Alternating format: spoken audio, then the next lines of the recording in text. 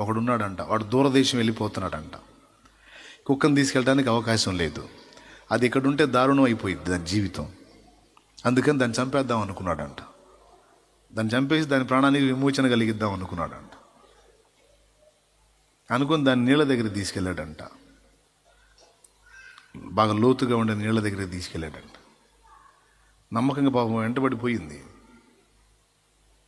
పట్టుకొని ఆ గొలుసు ఇక్కడ చైన్ ఇది ఉంటుంది కదా, ఏమంటారు దాన్ని, బెల్ట్ పట్టుకుని అవంతా నీళ్ళల్లో వేసి ముంచుతున్నాడంట. దాన్ని చంపేసి ఇంకా తన దావన వెళ్ళిపోవాలని. పాప అది పెనుగులాడుతూ ఉంది, కొట్టుమిట్టాడుతూ ఉంది, కాళ్ళతో గిలగిల తన్నుకుంటా ఉంది. ఏంటి ఇటు చేస్తున్నాడని తీసుకొచ్చాను. అది దాన్ని ముంచే ఈ రందిలో అది 3 భాగాలు అయిపోయింది. దాని ఊపిరి ఇంకొక భాగం కొట్టుమిట్టాడుతూ ఉంది. ఆ టైంలో వీడి కాలు స్లిప్ అయి పడ్డాడంట నీళ్ళల్లో. చిత్రం ఏంటంటే వీడికి ఈత రాదు. వీడు మునుగుతున్నాడు, లెగుస్తున్నాడు, కుక్కను వదిలిపెట్టాడు. ఇప్పుడు వీడు తను కాపాడుకునే పరిస్థితిలో ఉన్నాడు. విషయం ఏంటంటే కుక్కకి ఈదటం వచ్చు. వీడు నీళ్ళల్లో పడ్డ తర్వాత అది తేరుకొని వీడు మునుగుతా లెగుస్తా గందరగోళం అయిపోతూ ఉంటే అది ఈదుకుంటా వాడి దగ్గరికి వెళ్ళి కాలర్ పట్టుకొని ఈదుకుంటా లాక్కొచ్చి ఒడ్డుకేసిందంట.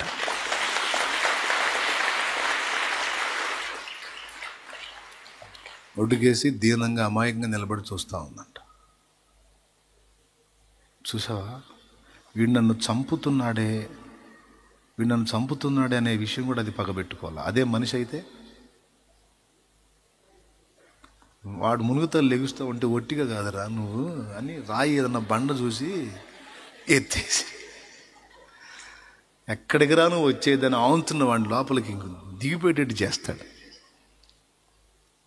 కుక్క నైజం చూడండి. ఒక్కసారి ప్రేమ రుచి చూసిన తర్వాత ద్వేషించిన, ఎక్కడికో తీసుకెళ్ళి వదిలేసిన, చంపటానికి ప్రయత్నించిన వదలకుండా ప్రేమిస్తానే ఉంటుంది. యేసయ్యని ప్రేమిస్తే అలా ప్రేమించాలి అంటాడు భక్తుడు. హల్లెలూయా. మేలు చేశాడా, కీడు చేశాడా, ఆనందం ఇచ్చాడా, దుఃఖం ఇచ్చాడా కాదో, చావుకి నిలువున అప్పగించిన అపోస్తలులు ప్రభువుని స్తుతిస్తానే ఉన్నారు. చెరసాలలో వేసిన సంకెళ్ళు బిగించిన, చెరసాలలో వేసిన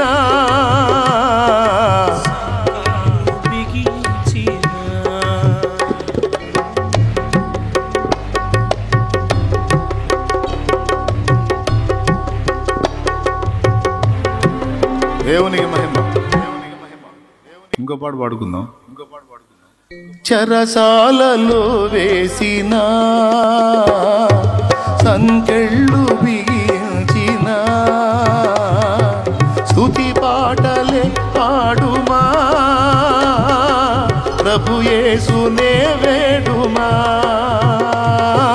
స్తుతి పాటలే పాడుమా, ప్రభు యేసునే వేడుమా. ప్రభు యేసునే వేడుమా.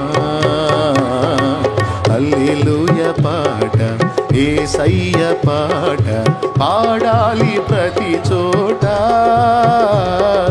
పాడాలి ప్రతి నోట.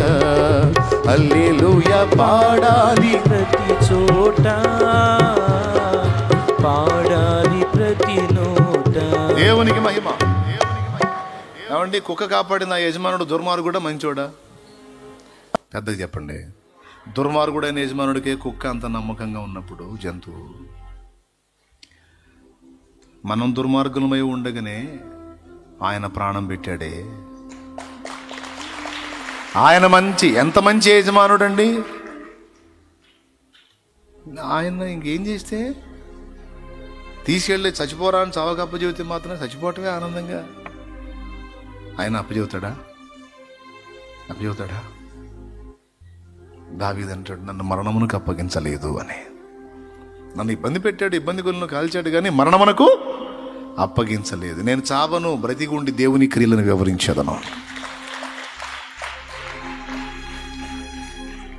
నిన్నెంతో ప్రేమించి ప్రాణం ఇచ్చే ప్రభు నిన్ను ఎందుకు అప్పగిస్తాడు? అవసరాన్ని బట్టి కొన్నిటికి కొన్ని అనుభవాలు నీకు అవసరం కనుక అనుమతిస్తాడు. కొన్ని వాటిని గుర్తుపట్టాలి. ఒక కుక్క ఒక్కసారి ప్రేమను రుచి చూసి జీవితాంతం అంకితమైనట్టు, ఏమండి, మనం కూడా దేవునికి అలా అంకితమై ఉండాలి. మనల్ని మనం ప్రేమించుకోవటం కాదు, ఆయన్ని ప్రేమించడానికి మళ్ళా మొదలు పెట్టాలి. విశ్వాస జీవిత ఆరంభంలో మనం సమస్తమును ద్వేషించి కులస్తుల్ని పక్కన పెట్టాం, మతస్థుల్ని పక్కన పెట్టాం. వద్దు, క్రీస్తు దగ్గరకు వద్దు అంటే ఫ్యామిలీని కూడా వదిలేయటానికి ఇష్టపడ్డాం. అలవాట్లని, ఇచ్చలని, కోరికల్ని, వాంఛల్ని, తప్పుడు అక్రమ సంబంధాల్ని నిలువున తెంచుకోవడానికి ఇష్టపడ్డాం. యేసు ఒక్కడు చాలు అనుకున్నాం. ఈరోజు ఆ మెట్టు నుంచి మళ్ళీ వెనక్కి తీసుకొచ్చి మళ్ళీ మన ప్రాణాన్ని మనం ప్రేమించుకునేటట్టు చేసి, ప్రాణ సంబంధమైన మనుషులుగా మార్చి, మన గురించి మనం ఆలోచించేటట్టు చేసి, దేవుణ్ణి ప్రేమించకుండా, దేవుని ఆలోచనలను తీసుకోకుండా ఈరోజు మనల్ని ఎంత చక్కగా దారి మళ్లించాడు చూడు సైతాన్. ఈ చిన్న పాయింట్ని మీరందరూ తీసుకుని ఒక్కసారి మళ్ళా ఆ పాత ఆత్మీయత తిరిగి ఆ ప్రాణాన్ని ప్రేమించుకునే మనసు నుండి ప్రాణమును ద్వేషించే మెట్టుకు మళ్ళా ఎక్కునట్లు మనందరం సిద్ధపడదాం. పైకి లేచి నిలబడండి.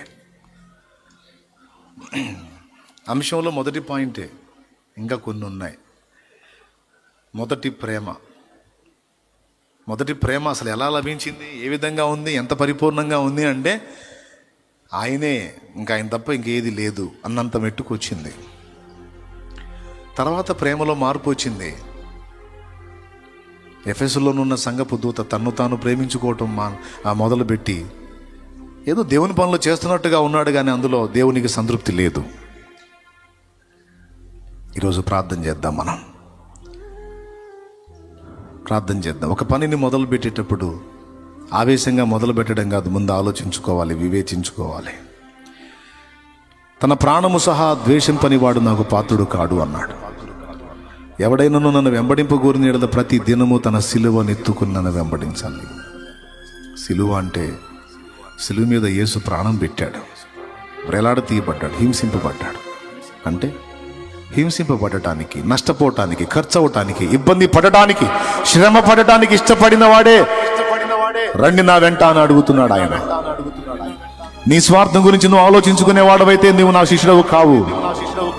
నిన్ను నువ్వు ప్రేమించుకునే వాడవైతే, నీ ప్రాణమును, నీ వారిని, నీ సమస్తమును ప్రేమించుకునే వాడవైతే నీవు నా శిష్యుడవు కాలేవు.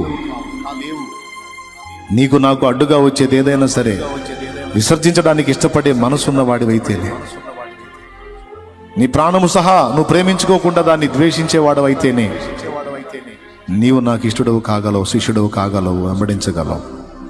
అలా సిద్ధపడితేనే రా నా దగ్గరికి అనే మాట ఈరోజు ప్రభు మాట్లాడుతున్నాడు. మనందరం కూడా సాతాను ప్రేరణకు లొంగిపోయి ఒకప్పుడు దేవుణ్ణి ప్రేమించి, ఆయన చిత్తాన్ని ప్రేమించి, సంకల్పాన్ని ప్రేమించి, ప్రజల్ని ప్రేమించి ప్రయాసపడిన మనం ఈరోజు మన మీద మనమే జాలి పడుకుంటున్నాం, మనల్ని మనమే ప్రేమించుకుంటున్నాం, మన గురించి మనమే ఆలోచించుకుంటున్నాం. యేసు దగ్గరికి వచ్చాడు శోధన తీసుకొని శోధకుడు. నీ గురించి ఆలోచించుకోవేంది యేసు?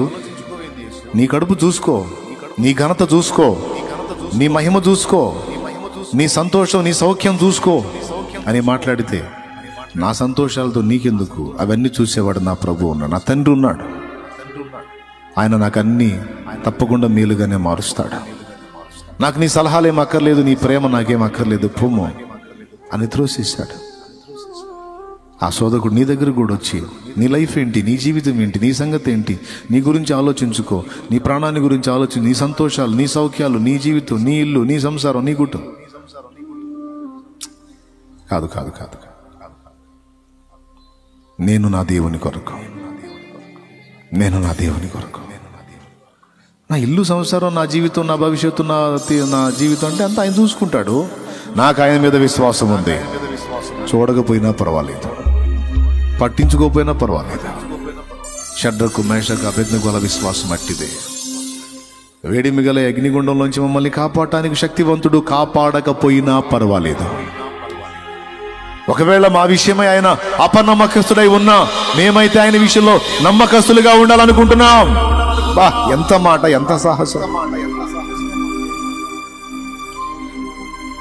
దానియేలు ధైర్యం అదే. సింహాల గుహలోకి వెళ్తున్నా. ఎందుకు వెళ్తున్నాను? ఆయనను బట్టి వెళ్తున్నా, ఆయన కోసం వెళ్తున్నాను. ఆయన కాపాడుతాడు. కాపాడకపోయినా, తనను పట్టించుకోకపోయినా నేనైతే ఆయన పక్షంగా నిలవాలనుకుంటున్నాను. నేనైతే ఆయన కొరకు ఉండాలనుకుంటున్నాను. తన మాట తను దక్కించుకోకపోయినా నా మాట నేను దక్కించుకోవడానికి నా దేవుని ఎదుట నేను నా బ్రతుకుని పణంగా పెట్టాలనుకుంటున్నాను. ఇంత సమర్పణ కలిగిన వాళ్ళు నీకు దేవుడు ఎందుకు వదులుతాడండి? అగ్ని బలాన్ని చల్లార్చాడు, సింహాల నోళ్ళు మూశాడు, తన దాసుల్ని క్షేమంగా బయటికి తీసుకొచ్చాడు నా ప్రభు. ఓటో ఓటో, హల్లెలూయా, హల్లెలూయా. ఈరోజు మానేద్దాం, మనం మన ప్రాణాన్ని ప్రేమించుకోవటం మానేద్దాం. మనుషులకు భయపడటం మానేద్దాం. మనుషుల కొరకు ఆలోచించడం మానేద్దాం. మన వారి కొరకు, నా వారు, నా ఇల్లు, నా సంసారం అని గందరగోళం అవటం మానేద్దాం. సమస్తమును దేవుని చేతికి అప్పగించి దేవుణ్ణి ప్రేమిద్దాం. ప్రారంభంలో ఎలాగైతే ప్రేమించామో, కూర్చున్న ఆయనే, లేచిన ఆయనే, పడుకున్న ఆయనే, రాత్రిలో ఆయనే, పగటిలో ఆయనే, సంతోషము ఆయనే, ఆనందము ఆయనే, మహిమ ఆయనదే. ఏది పట్టినా ఆయనే లోకంగా జీవించిన మనం ఈరోజు ఏదో రకరకాలుగా అయిపోతున్నాం. సరి చేసుకుందాం. దేవా, మమ్మల్ని క్షమించు. ఈరోజు సూటిగా తేటగా మా అందరితో మాట్లాడా. నిజంగా మా ప్రారంభాలన్నీ అలానే ఉన్నాయి. మా అందరి ప్రారంభాలు నీవే ప్రపంచంగా ప్రారంభమైనాయి, నిన్ను ప్రేమిస్తూ ప్రారంభమైనాయి. ఇదిగో ఈ మజిలీకి వచ్చేటప్పటికి మేము తిరిగి ఒక్కసారి వెనక్కి చూస్తే మేమున్న మెట్టు మాకు స్పష్టంగా అర్థమవుతుంది. నిన్ను ప్రేమించడం పక్కన పెట్టి మమ్మల్ని మేము ప్రేమించుకుంటున్నాం. వాస్తవంగా నిన్ను ప్రేమించాలి, మా ప్రాణముతో సహా సమస్తమును ద్వేషించాలి. కానీ ఇప్పుడు రివర్స్ అయిపోయింది. నిన్ను పక్కన పెట్టేసి సమస్తమును ప్రేమించే దిక్కుమాలిన స్థితికి, దిగజారిన స్థితికి మేము వెళ్ళిపోయాం. దయచేసి మమ్మల్ని క్షమించి తిరిగి నిన్ను ప్రేమించినట్లు, మొదటి ఆత్మీయత మాలో ప్రారంభించినట్లు సహాయము చేతండి. మొదట మాకుండిన భారము, మొదట మాకుండిన ఆత్మీయత, మొదట మాకుండిన సమర్పణ, మొదట మాకుండిన ప్రేమ, ఈ నాలుగింటి విషయంలో తిరిగి మమ్మల్ని పునరుద్ధరించు ప్రభువా. నన్ను, నా బిడ్డలందరినీ కూడా ఈ విషయమే హెచ్చరిక చేశారు. Thanks lord.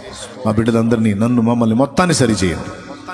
ఈ లైవ్ ద్వారా, జూమ్ ద్వారా ఎంతమంది అందుబాటులోకి వచ్చి వీక్షిస్తున్నారో, వింటున్నారో, వారు కూడా తమను తాము ప్రేమించుకోవటం మానేసి నా ప్రభువా తమ ప్రాణంతో సహా ద్వేషించి సంపూర్తిగా ప్రారంభంలో నిన్ను ఎలా ప్రేమించారో ఇప్పుడు కూడా అలాగనే ప్రేమించినట్లు మా అందరి ఆత్మీయతలు తిరిగి సరిచేయమని, మమ్మల్ని అందరినీ చక్కదిద్దమని వేడుకుంటున్నాం.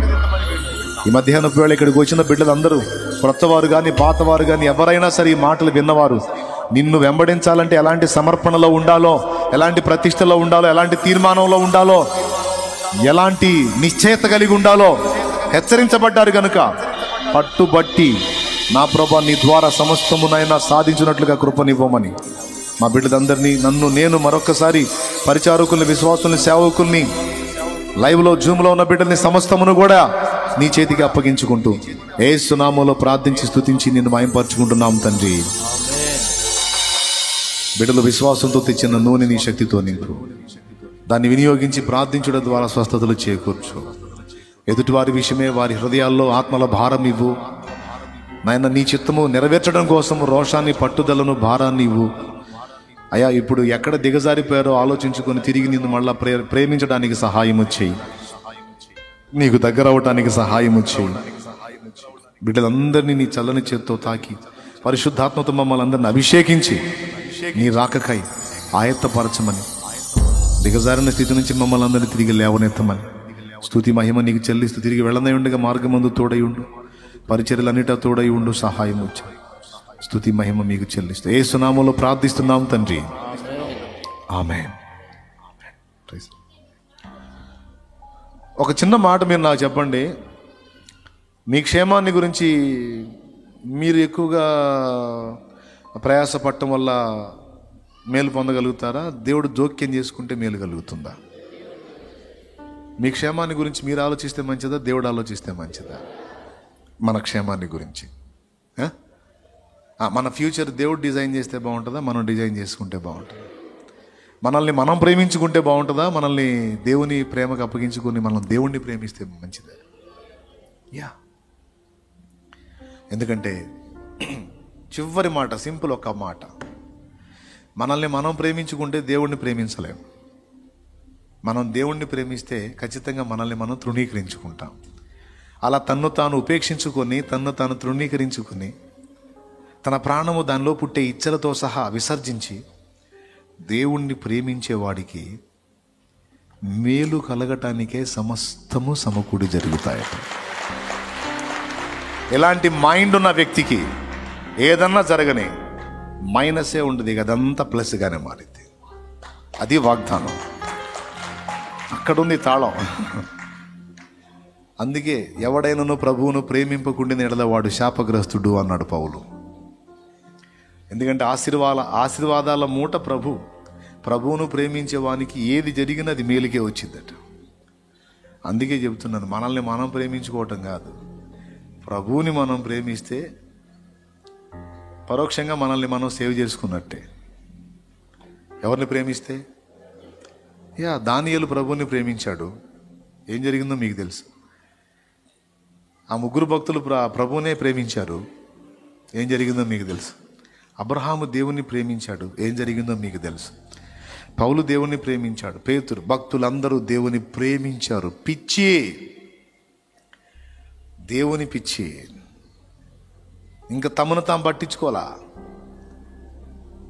అందుకే వారి విషయంలో దేవుడు అన్ని సంగతుల విషయమే వారిని ఆశీర్వదించాడు.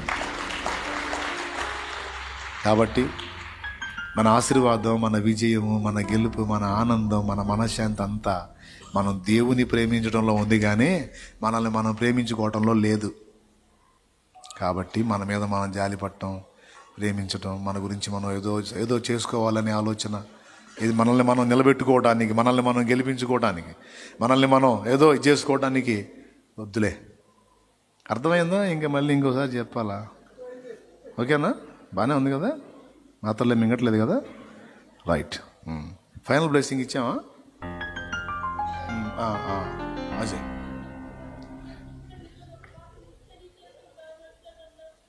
అయిపోయినాక నేను వింటానమ్మా. వాళ్ళందరూ వినే సమయం కాదమ్మా. నువ్వు చేయరా ప్రార్థన. వెయిట్. దేవునికి మహిమ కలుగును గాక. పరిశుద్ధ తండ్రి, నీకు వందనాలు. మా బిడ్డలందరినీ కూడా పేరు పేరున దీవించు నాయన. ఈ బిడ్డలందరూ ఎవరెవరు ఏ విషయాలలో నా ప్రభువా ఇక్కడికి వచ్చారో నా తండ్రి, ఈరోజు ఒకటే మాట అందరికీ సుస్పష్టంగా అందించావు తండ్రి, నీకు వందనాలు. నీ గురించి నువ్వు ఆలోచించటం, నిన్ను నువ్వు ప్రేమించటం, నీ గురించి నిన్ను నువ్వు రక్షించుకోవటానికి ఏదో ఆలోచనలు వెతుక్కోవటం, నిన్ను నువ్వు నీ ఫ్యామిలీని నువ్వు సేవ్ చేసుకోవటానికి ఏదో స్కెచ్లు గీసుకోవటం, ఇవన్నీ కాదు. నువ్వు దేవుని ప్రేమించు, దేవుణ్ణి విశ్వసించు, దేవుణ్ణి హత్తుకో. స్టార్టింగ్లో ఎలా అయితే దేవుణ్ణి ప్రేమించి హత్తుకున్నావో అదే మెట్టుకు మళ్ళా తిరిగి రా. తప్పకుండా స్టార్టింగ్లో తోడై ఉండి వరుస కార్యాలు చేసిన దేవుడు ఇప్పుడు మరి నిశ్చయముగా తోడై ఉండి చేస్తాడు అనే అద్భుత సంగతులు, మేలు కలగడానికి సమస్తము సమకూర్చి జరిగిస్తావనే అద్భుత సత్యాన్ని ఈరోజు మా అందరి హృదయాల్లో ముద్రించినందుకు నీకు వందనాలు చెల్లిస్తున్నాను. మళ్ళొక్కసారి మా బిడ్డల్ని నీ చేతులకు అప్పగిస్తున్నా. మా అందరి మధ్య ఉన్న ఆ తల్లి ఏ బాధలో ఏ దుఃఖంలో ఉందో ఆమె సమస్యను కూడా యేసు నామములో పరిష్కరించి, ఆమె చెప్పిన సమస్యలన్నింటినీ కూడా నీవే తొలగించండి. లైవ్ ద్వారా, జూమ్ ద్వారా ఎవరెవరు ఏ విషయాలు నలుగుతున్నారో వారికి ఇదిగో ఈ రూపేణ పరిష్కారాన్ని దయచేయమని. చిన్నలు, పెద్దలు, వృద్ధులు, స్త్రీలు, పురుషులు, యవనులు పేరు పేరున యేసు నామమున దీవెన నొందుదురుగాక. జ్ఞాపకం చేసుకుని బిడ్డలందరినీ దీవించమని యేసు నామమున వేడుచున్నాం తండ్రి. Final blessing. మన తండ్రి అయిన దేవుని ప్రేమ, ఆయన ప్రియ కుమారుడు లోకరక్షకుడైన యేసుక్రీస్తు కృప, పరిశుద్ధాత్మ దేవుని అన్యోన్య సహాయ సహవాసములు సమకూడిన మనకు సకల పరిశుద్ధులకు సార్వత్రిక సంఘం అంతటికి సదాకాలము తోడై నడిపించును గాక. ఆమేన్. హల్లెలూయా, హల్లెలూయా, హల్లెలూయా, హల్లెలూయా, హల్లెలూయా. నాలో నీవు, నీలో నేను, నాలో నీవు, నీలో నేను ఉండాలని, నీ అందే పరవశించాలని.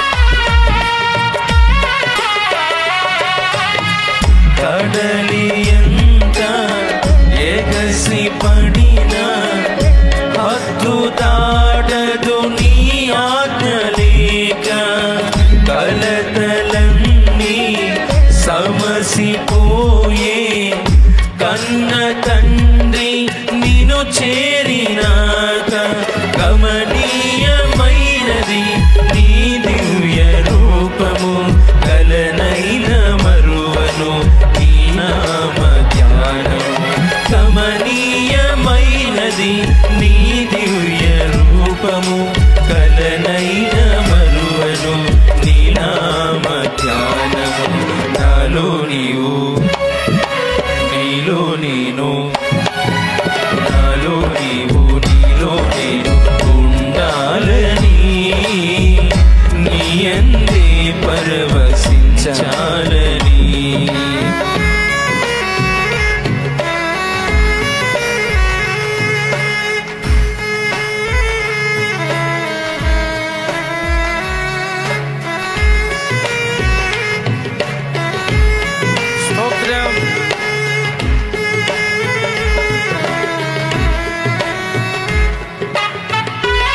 యేసయ్యా నీకు స్తోత్రము తండ్రి.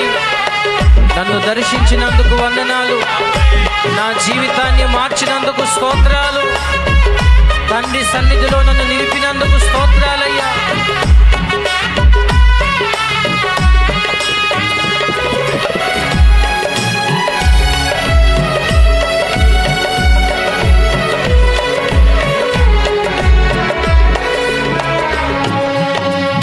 కమ్మనైన బ్రతుకు పాట పాడుకొందును నీలో యేసయ్యా.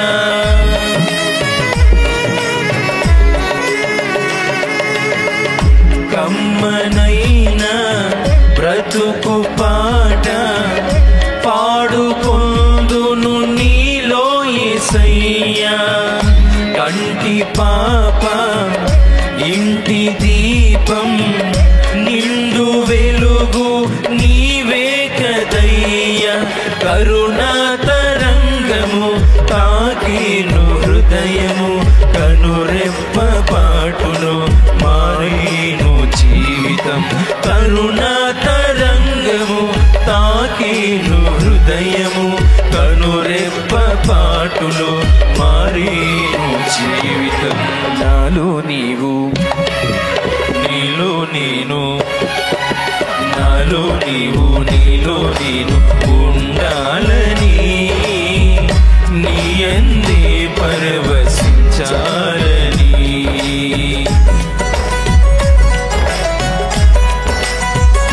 స్తోత్రం.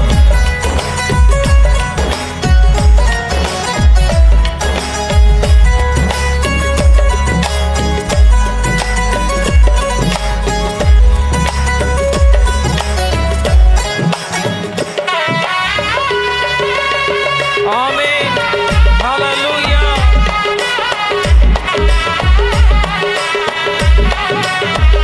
స్తోత్రం. లార్డ్ హల్లెలూయా. స్నేహమైన సందడైన ప్రాణమైన నీవే యేసయ్యా.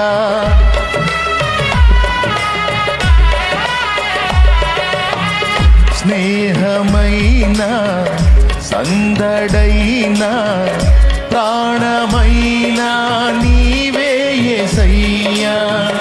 సన్నిధైన సౌఖ్యమైన నాకు ఉన్నది నీవే కదయ్యా. నీలోనే నా బలం, నీలోనే నా ఫలం, నీలోనే నా వరం, నీవేగా నా జయం. నీలోనే నా బలం, నీలోనే నా ఫలం, నీలోనే నా వరం, నీవేగా నా జయం.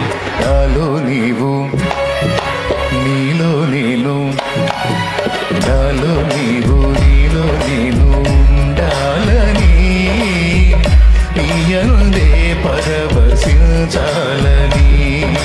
నాలో నీవు నీలో నేను ఉండాలని, నీ యందే పరవశించాలని. నా హృదయాశయ్యా ప్రియుడా యేసయ్యా. నా హృదయాశయ్యా యేసయ్యా నాలో నీవు నీలో నేను ఉండాలని నీ యందే పరవశించాలని నాలో నీవు నీలో నేను ఉండాలని నీ యందే పరవశించాలని నా హృదయాశయ్యా ప్రియుడా యేసయ్యా నా హృదయాశయ్యా ప్రియుడా యేసయ్యా నాలో నీవు నీలో నేను ఉండాలని నీ యందే పరవశించాలని పాడదాం యేసయ్యా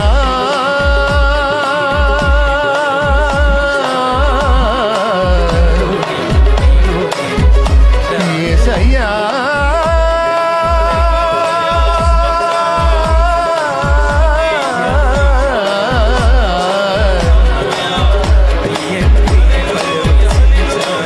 యేసయ్యా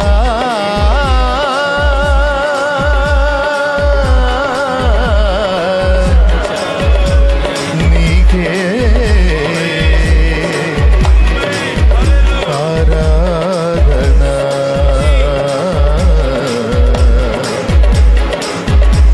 నీకే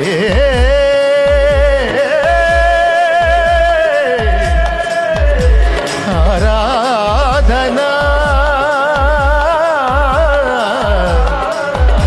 దేవా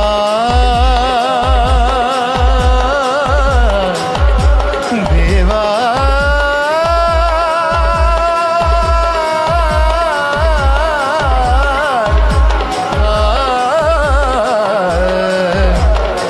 దేవా యేసయ్యా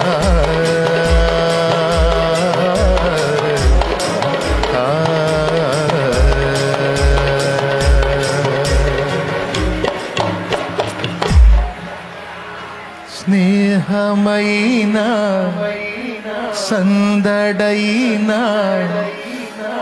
ప్రాణమైన నీవే యేసయ్యా సన్నిధైన సౌఖ్యమైన నాకు ఉన్నది నీవే కదయ్యా నీలోనే నా బలం నీలోనే నా ఫలం నీలోనే నా వరం నీవేగా నా జయం